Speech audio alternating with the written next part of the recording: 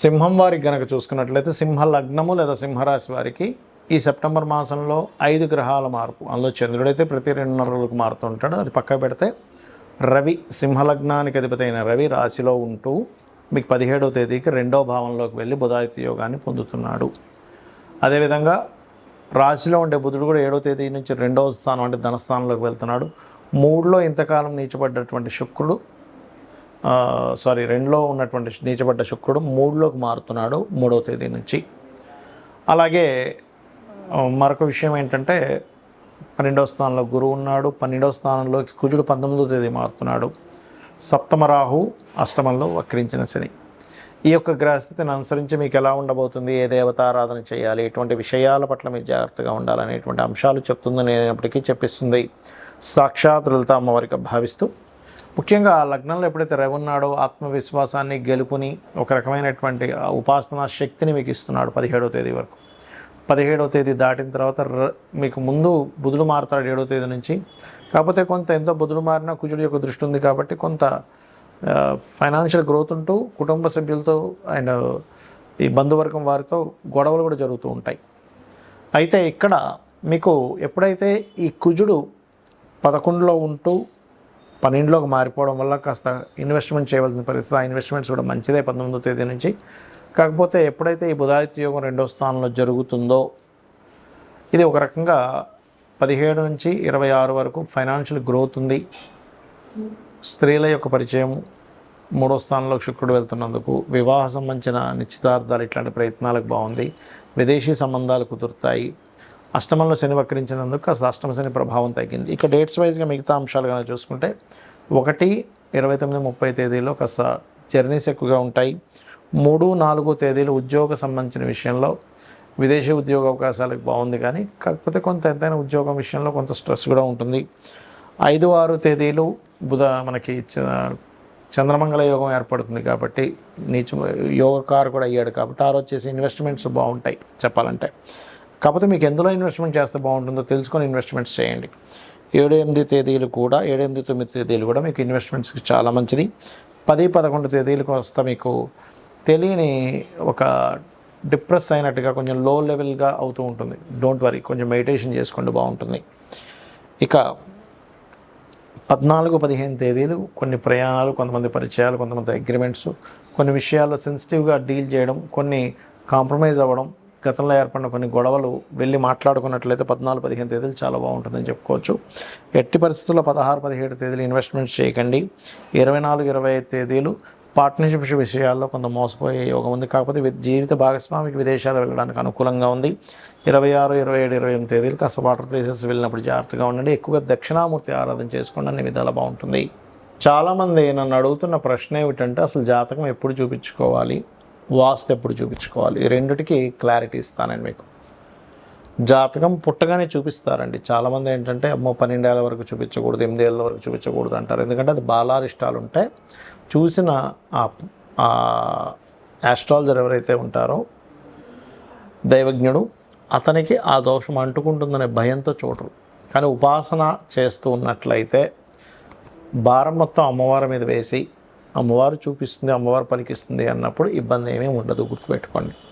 ఉపాసన చేయాలి, అనుష్ఠానం చేయాలి. రోజు కనీసం 2-3 గంటల సేపు జపంలో కూర్చోవాలి. గాయత్రి కానీ మీ ఇష్టదేవత కానీ చేసుకుంటే ఇబ్బంది ఉండదు. ఇక రెండవ విషయం ఏంటంటే అసలు చిన్నప్పుడు చూస్తేనేగా ఏ దోషం ఉంది ఏంటని చేసేది, రైట్. ఇక జనరల్గా చిన్నప్పుడు పక్క పెట్టేస్తే అసలు ఎప్పుడెప్పుడు చూసుకోవాలి జాతకాన్ని. మీకు మహాదశ మారుతూ ఉంటుంది, గుర్తుపెట్టుకోండి. అంటే మనకి పుట్టినప్పటి నుంచి ఉదాహరణకు అశ్విని నక్షత్రంలో పుట్టాం, కేతు మహద్దశ 7 ఏళ్ళు ఉంది. 7 ఏళ్ళ తర్వాత శుక్ర మహద్దశకు 20 ఏళ్ళు ఉంటుంది. అలా మహాదశ మారేటప్పుడు ఖచ్చితంగా చూపించుకోవాలి. ఎందుకంటే ఒక దశ మారేటప్పుడు లేదా అంతర్దశలు మారేటప్పుడు కూడా చూపించుకోవడం మంచిది.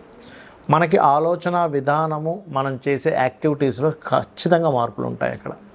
అంటే అప్పటి వరకు బాగానే ఉన్న వ్యక్తి అప్పుడే నేను విదేశాలకు వెళ్ళాలనుకుంటాడు, లేకపోతే అప్పటి వరకు అసలు నాకు వివాహమే వద్దన్న వ్యక్తి వివాహం చేసుకుందాం అనిపిస్తుంది, లేదా వివాహం వద్దనిపిస్తూ ఉంటుంది, లేదా సడన్గా ఒక వ్యాపారం చేద్దాం అనిపిస్తూ ఉంటుంది, ఓ షేర్ మార్కెట్ చేద్దాం అనిపిస్తూ ఉంటుంది. ఎందుకంటే గ్రహం జీవుణ్ణి ప్రేరేపిస్తుంది. గ్రహం యొక్క ప్రేరేపణ వలన ఆ జీవుడికి, అది స్త్రీ కావచ్చు పురుషుడు కావచ్చు, వారికి ఆలోచన వస్తుంది. ఆ ఆలోచన మీకు పాజిటివ్ వైపు వెళ్ళే ఆలోచన, నెగిటివ్ వైపు వెళ్ళే ఆలోచన. ఎందుకంటే ఒక వ్యక్తి ఇంటి నుంచి వెళ్ళిపోయిన సినిమా ఫీల్డ్లోకి వెళ్ళిపోవాలని హైదరాబాద్కు మెడ్రాస్కి వెళ్ళిపోయి సూపర్ స్టార్ అయిన వ్యక్తి ఉన్నాడు. ఎందుకు పనికి రాకుండా వ్యసనాల బారిన పడ్డ వాళ్ళు ఉన్నారు.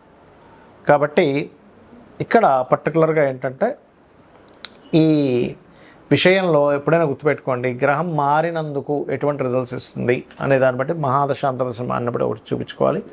తరచూ యాక్సిడెంట్స్ అవుతున్నాయి, లాసెస్ అవుతున్నాయి, అనారోగ్యం అవుతుంది, లేకపోతే ఎప్పుడు గొడవలు అవుతున్నాయి, ఈ సందర్భాల్లో కూడా మీరు చూపించుకోవచ్చు. లేదా ఉద్యోగం మాటిమాటికి పోతుంది అంటే సిచ్యువేషన్స్, మీ లైఫ్లో సిచ్యువేషన్స్ డిఫరెంట్గా అవుతున్నాయి, దశ మారినట్టు మీకు తెలియదు, అప్పుడు కూడా చూపించుకోవాలి. అదేవిధంగా ఇల్లు మారేటువంటి విషయాల్లో గృహం మారుతున్నాము, గృహం మారేటప్పుడు కూడా మంచి గృహంలోకి వెళ్ళడం చాలా ముఖ్యం. ఎందుకంటే వాస్తు జాతకం ఎలా పనిచేస్తుంది, వాస్తు కూడా అంతే బ్రహ్మాండంగా పనిచేస్తుంది, గుర్తుపెట్టుకోండి. కాబట్టి ఇల్లు మీకు ఏ డైరెక్షన్ పనిచేస్తుంది, ఆ ఇల్లు యొక్క పదం ఎలా ఉంది, ఇల్లు కనుక బాగుంటే మీ లైఫ్ చాలా మటుకు సెట్ అవుతుంది. ఇది చాలా చాలా ట్రూ. ఇది నేను కొన్ని సంవత్సరాల పరిశోధనలో చెప్తున్నటువంటి అంశం, కొన్ని వందల వేల ఇల్లులు చూసిన తర్వాత. ఎందుకంటే మనం శాస్త్రాలన్నీ కూడా మనం భయపడడానికో కాదు, మనం జీవితాన్ని హ్యాపీగా ఉండడం కోసం.